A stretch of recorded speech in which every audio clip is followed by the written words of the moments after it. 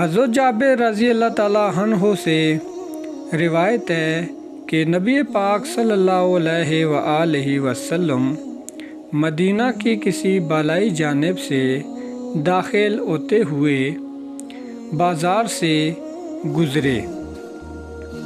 لوگ آپ صلی اللہ علیہ وآلہ وسلم کے پہلو میں آپ صلی اللہ علیہ وآلہ وسلم کے ساتھ چل رہے تھے۔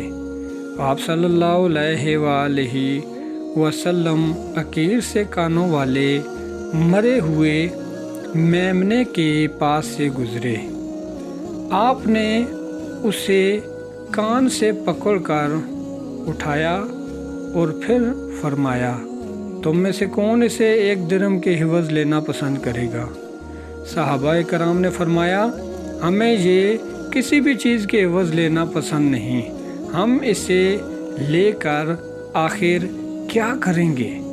آپ صلی اللہ علیہ وآلہ وسلم نے فرمایا، پھر کیا تم پسند کرتے ہو کہ یہ تمہیں مل جائے؟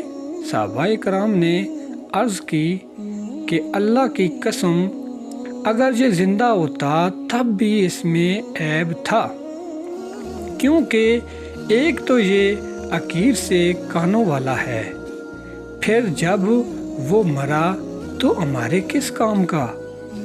اس پر آپ صلی اللہ علیہ وآلہ وسلم نے فرمایا، اللہ کی قسم، جتنا یہ تمہارے نزدیک حقیر ہے، اللہ کے نزدیک دنیا اس سے بھی زیادہ حقیر ہے۔